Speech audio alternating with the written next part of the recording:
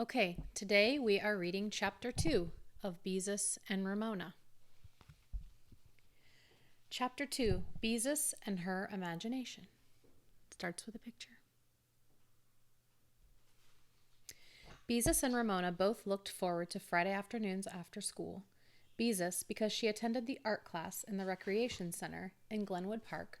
Ramona, because she was allowed to go to the park with Beezus and play in the sand pile until the class was over. This Friday, while Beezus held Ramona by the hand and waited for the traffic light to change from red to green, she thought how wonderful it would be to have an imagination like Ramona's. "Oh, you know Ramona. Her imagination runs away with her," Mother said, when Ramona made up a story about seeing a fire engine crash into a garbage truck. "That child has an imagination a mile long," the Quimby's grown-up friends remarked when Ramona sat in the middle of the living room floor in a plastic wading pool she had dragged up from the basement and pretended she was in a boat in the middle of a lake. "Did you ever see so much imagination in such a little girl?" the neighbors asked one another when Ramona hopped around the yard, pretending she was the Easter Bunny. One spring day, Ramona had got lost because she started out to find the pot of gold at the end of the rainbow. The rainbow had appeared to end in the park until she reached the park, but then it looked as if it ended behind the supermarket. When the police brought Ramona home, Father said, "Sometimes I think Ramona has too much imagination." "Nobody," reflected Beezus, "ever says anything about my imagination. Nobody at all." And she wished, more than anything, that she had imagination. How pleased Miss Robbins, the art teacher, would be with her if she had an imagination like Ramona's. Unfortunately, Beezus was not very good at painting, at least not the way Miss Robbins wanted boys and girls to paint. She wanted them to use their imagination and to feel free. Beezus still squirmed with embarrassment when she thought of her first painting, a picture of a dog with "bow wow" coming out of his mouth in a balloon. Miss Robbins pointed out that only in the funny papers did dogs have "bow wow" coming out of their mouths in balloons. Bow wow in a balloon was not art. When Miss Robbins did think one of Beezus's paintings was good enough to put up on the wall, she always tacked it way down at the end, never in the center. Beezus wished she could have a painting in the center of the wall. "Hurry up, Ramona," Beezus coaxed. Then she noticed that her sister was dragging a string along behind her.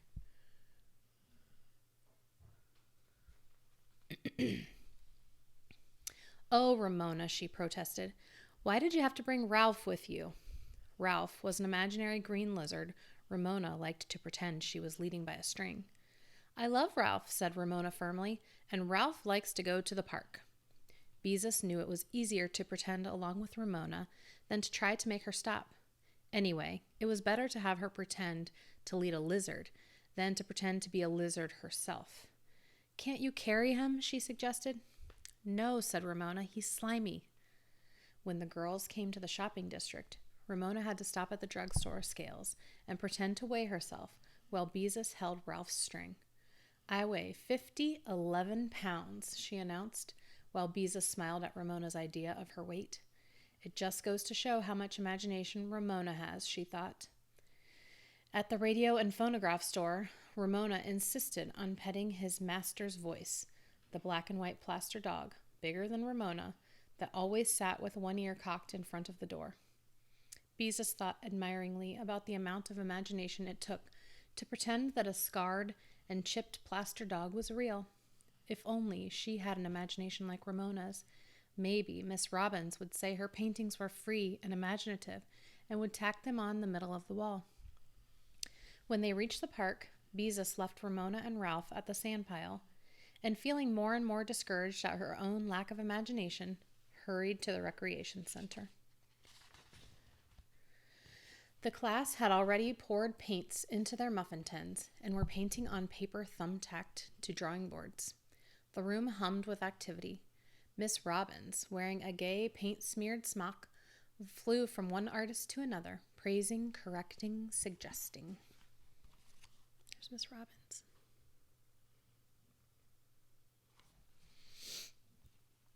Beezus waited until Miss Robbins finished explaining to a boy that he should not outline a mouth with black paint.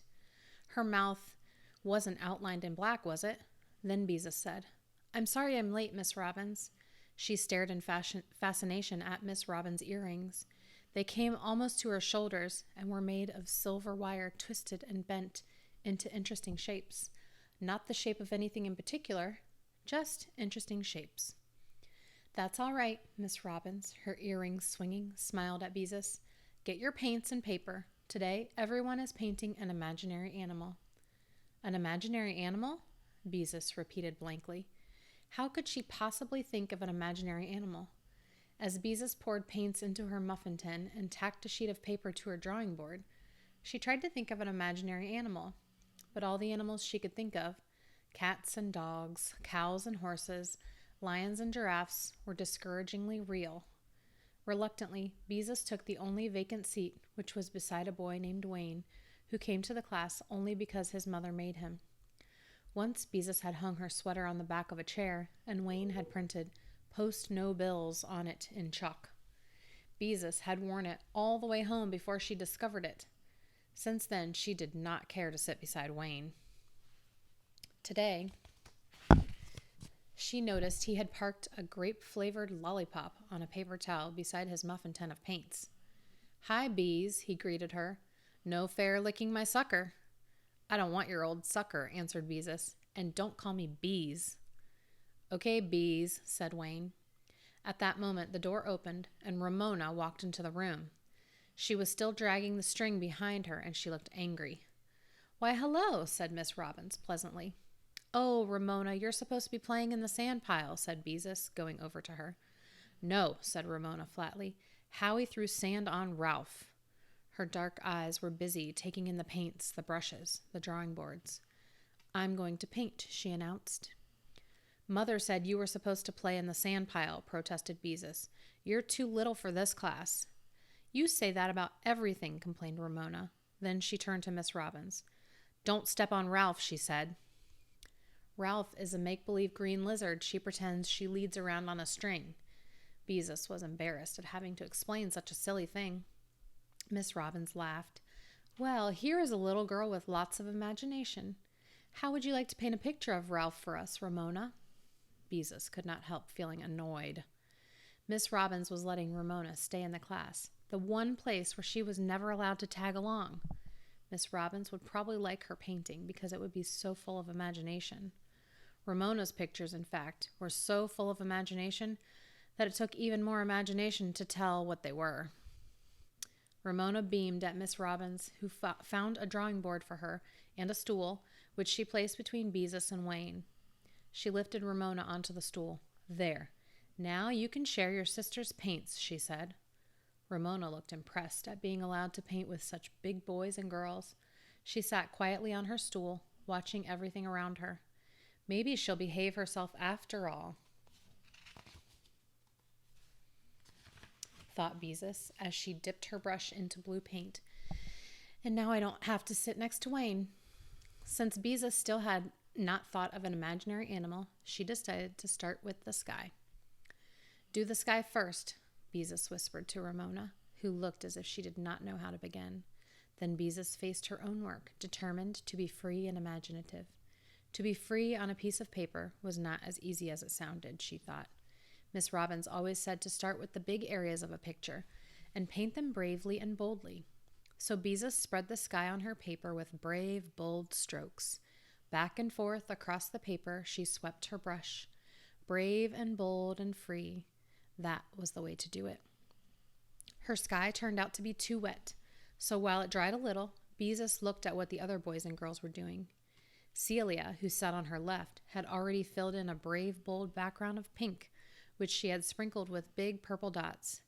Now she was painting a long gray line that wound all over her paper, in and out around the dots. "What's that supposed to be?" whispered Beezus. "I'm not sure yet," answered Celia. Beezus felt better because Celia was the kind of girl who usually knew exactly what she was doing and whose pictures were often tacked in the center of the wall.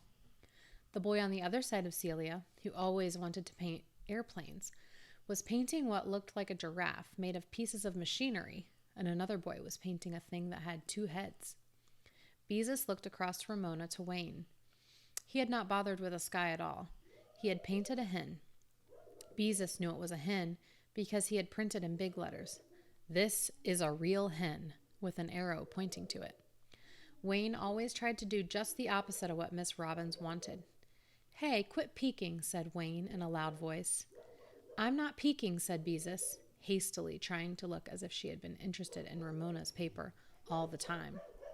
Ramona had dipped her brush into blue paint and had painted a stripe across the top of her paper. "That's the sky," she said happily. "But that's not the way the sky is." Beezus was trying to be helpful. She felt better because Ramona had not plunged in and painted a picture full of imagination. Skies should come further down on the paper. "The sky is up," said Ramona firmly. Beezus decided she couldn't waste time explaining about skies, not when she still hadn't thought of an imaginary animal. Maybe she could take a real animal and sort of change it around. "Let's see," she thought. "I could take a horse and put feathers on it. No, all those feathers would be too hard to paint. Wings?" That was it. A horse with wings was an imaginary animal. A real imaginary animal, because Mother had once read aloud a story about Pegasus, the winged horse, out of a library book. In the story, Pegasus had been white, which was a real horse color. Beezus decided to be extra imaginative. She would make her horse green. A green horse against a blue sky. Miss Robbins ought to like that.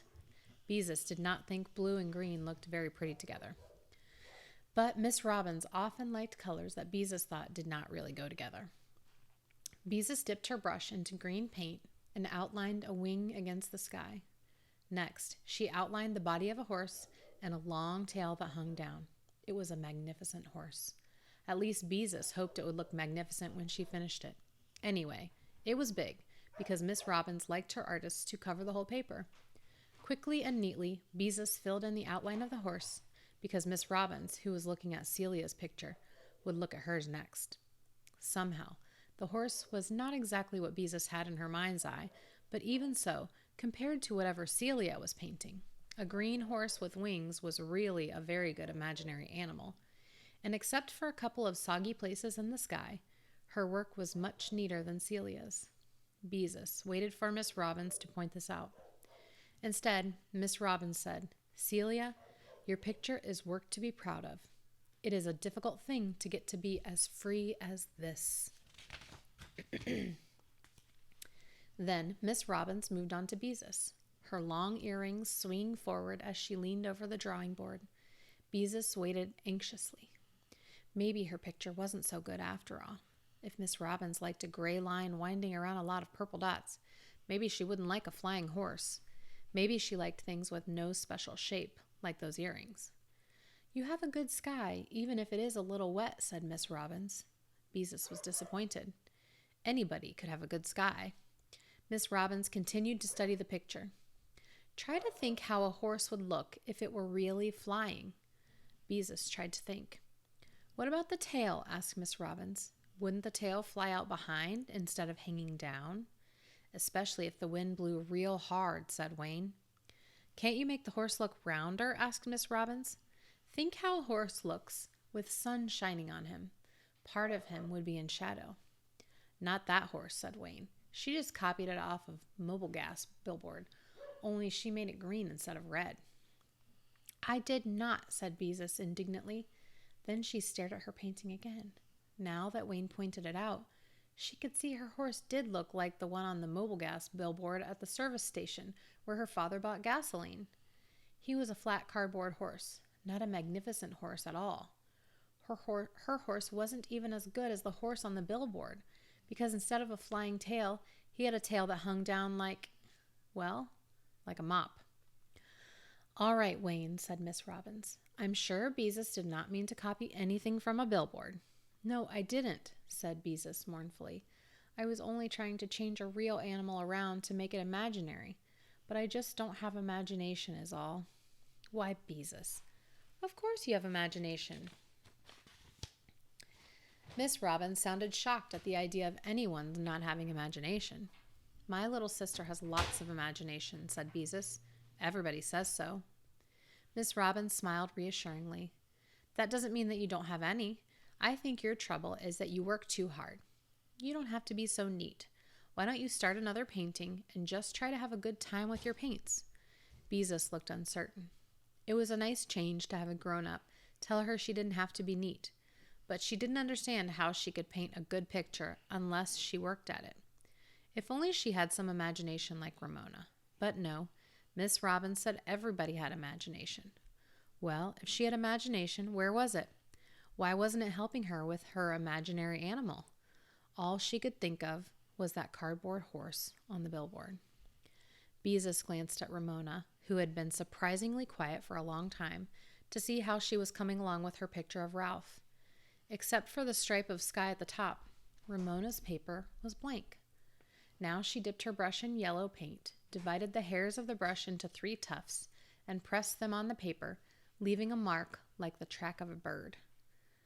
That's not the way you use a paintbrush, said Beezus. Besides, you're getting paint on your fingers. Look, Ralph's feet marks, exclaimed Ramona, paying no attention to Beezus. You mean footprints, corrected Beezus. Now go on and paint the rest of Ralph. Feet marks, said Ramona stubbornly, making more footprints across the paper. And I can't paint him, because he's just pretend. Oh, well, thought Beezus, making footprints isn't good for the brush, but it keeps her quiet. She dabbled her own brush in green paint and tried to stir up her imagination. She felt a little encouraged because Ramona was having trouble too. Hey, interrupted Wayne in a loud voice. She's licking my sucker. Ramona. Beezus was horrified. To see Ramona no longer interested in footprints, calmly sucking Wayne's grape-flavored lollipop. Ramona, put that down this instant. You're not supposed to lick other people's suckers. You give me that. Wayne made a grab for his lollipop. No, screamed Ramona, trying to hold it out of his reach. I want it. Ramona, give it to him, ordered Beezus. It's all germy. You mean she's getting germs on it, said Wayne. Give it to me. The rest of the class stopped painting to watch. Wayne made another grab for his lollipop. This time he grabbed Ramona by the wrist. Let go of her, said Beezus angrily. Ramona howled as Wayne tried to pry her fingers loose from the lollipop stick. He knocked against his muffin tin, which flipped into the air, spattering paint over the table, the drawing boards, and the floor. Ramona was splashed with red and yellow paint. Blue and green ran down Wayne's jeans onto his sneakers. A pool of brown paint dripped off the table onto the floor.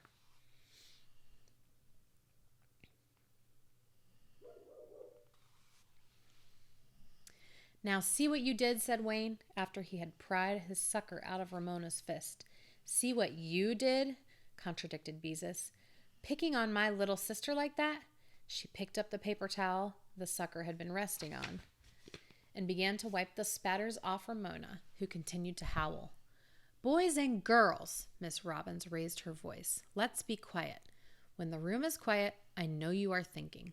Lots of people don't know you have to think while you paint. Then she turned to Wayne. All right, Wayne, you may get a damp cloth and wipe up the paint. I'm sorry, Miss Robbins, said Beezus. I want the sucker, screamed Ramona. Suddenly, Beezus decided she had had enough. This art class was one place where Ramona was not supposed to be. She was supposed to play in the sandpile. Mother had said so. She was not supposed to upset the class and spoil everything with one of her tantrums. Beezus made up her mind. She was going to do something about it, and right now, too, though she didn't know what. Ramona, stop that this instant, Beezus ordered. Go out and play in the sandpile, where you belong, or I'll... Frantically, Beezus tried to think of what she could do. Then she had an inspiration. Or I'll tickle you, she finished. I guess I do have some imagination after all, she thought triumphantly. Instantly, Ramona stopped crying. She hugged herself and stared at Beezus. Don't tickle, Beezus, she begged. Please don't tickle. Then go out and play in the sandpile like Mother says you're supposed to, said Beezus. Don't tickle, shrieked Ramona as she scrambled down from her stool and ran out the door. Well, thought Beezus, it worked. It really worked. Feeling suddenly lighthearted, she tacked a fresh sheet of paper to her drawing board and sat staring at it. Maybe Ramona didn't have so much imagination after all, if she couldn't draw a picture of an imaginary green lizard.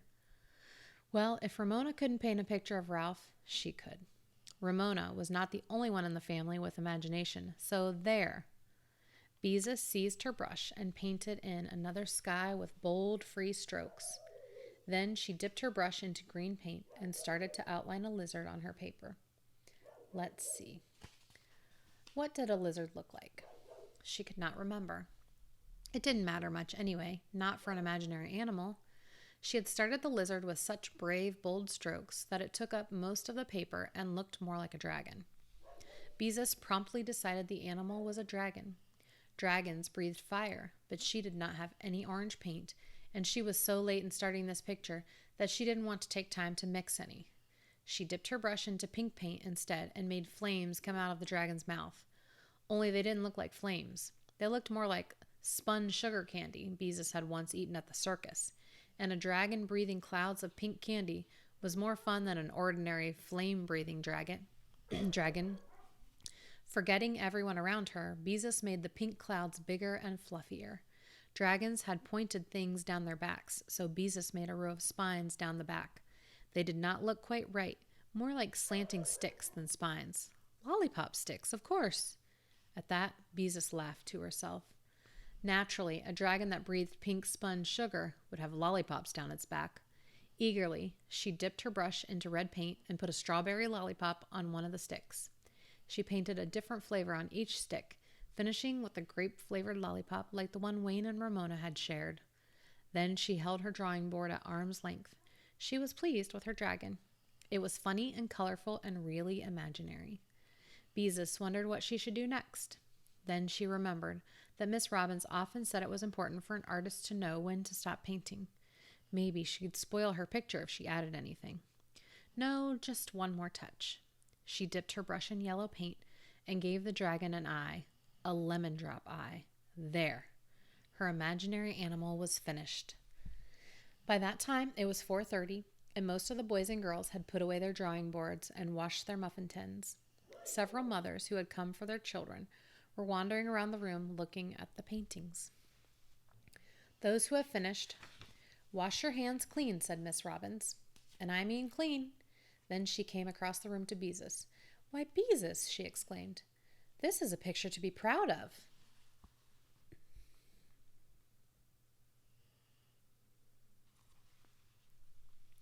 I didn't know whether a dragon should have lollipops down his back or not, but they were fun to paint, said Beezus. Of course he can have lollipops down his back. It's a splendid idea. After all, no one has ever seen a dragon, so no one knows how one should look. Miss Robbins turned to several of the mothers and said with admiration in her voice, Here's a girl with real imagination. Beezus smiled modestly at her toes, while the mothers admired her picture. We'll tack this in the very center of the wall for next week's classes to see, said Miss Robbins. It was fun to paint, confided Beezus, her face flushed with pleasure. Of course it was, said Miss Robbins, as she carefully placed the picture in the center of the wall. Didn't I tell you worked too hard at the painting before? Beezus nodded. That was the wonderful thing about it, she thought, as she scrubbed off her muffin tins. Her dragon had been fun, while her flying horse had been work. And she had imagination. Maybe not as much as Ramona, but real imagination just the same. Here's a girl with real imagination, Miss Robbins had said. A girl with a real imagination, a girl with a real imagination, Beezus thought, as she left the building and ran across the park to the sandpile. Come on, Ramona, it's time to go home, she called to her little sister, who was happily sprinkling sand on a sleeping dog. And let's not forget Ralph. Good old Ralph.